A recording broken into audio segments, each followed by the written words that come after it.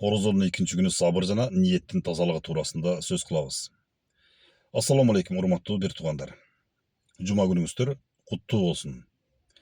Бүгүн ыйык Рамазан айынын экинчи күнү. Кечээ биз орозонун башталышын, анын фазилеттерин айттык. Ал эми бүгүн орозонун жүрөгү болгон эки улуу касиет тууралуу сөз кылабыз. Алар сабыр жана ниеттин тазалыгы. Орозо бул жөн гана ачка жүрүү эмес, бул өзүбүздү тарбиялоо мектеби.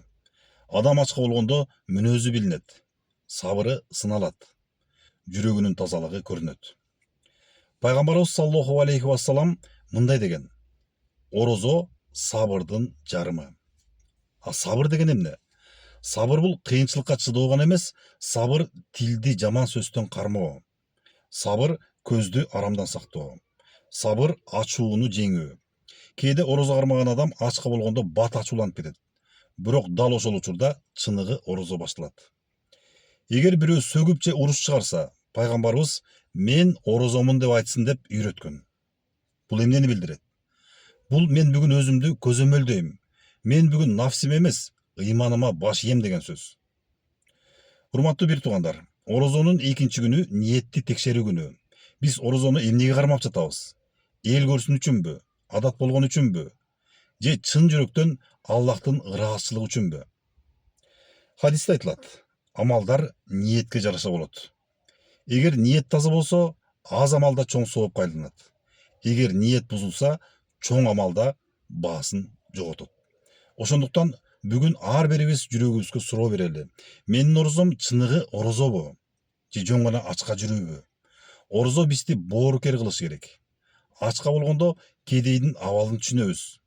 Суусаганда муктаж адамды эстейбиз. Бул жүрөктү жумшарткан тарбия. Экинчи күн чыңалуу күнү болушу мүмкүн. Дене али толук көнө элек, баш оорушу мүмкүн, алсыроо болушу мүмкүн. Бирок дал ушул учурда сабырдын сообу көбөйөт. Аллах Таала сабыр кылгандар жөнүндө чынында Аллах сабыр кылгандар менен бирге деп айтат. Кандай улуу сүйүнүч. Сабыр кылган адам жалгыз эмес, ал Аллахтын колдоосунда. Урматтуу көрөрмандар, бүгүнкү күндү тынчтык менен өткөрөлү. Тилибизди сактайлы, көзүбүздү сактайлы, оюбузду тазалайлы. Орозо дененин эмес, жүрөктүн ибадаты. Эгер жүрөк өзгөрсө, жашоо өзгөрөт. Аллах Таала орозобузду кабыл кылсын, сабыр берген момундардан кылсын. Ниетибизди таза, жүрөгүбүздү жарык кылсын. Орозонун экинчи күнү берекелүү болсун. Ассаламу алейкум ва рахматуллахи ва баракатуху.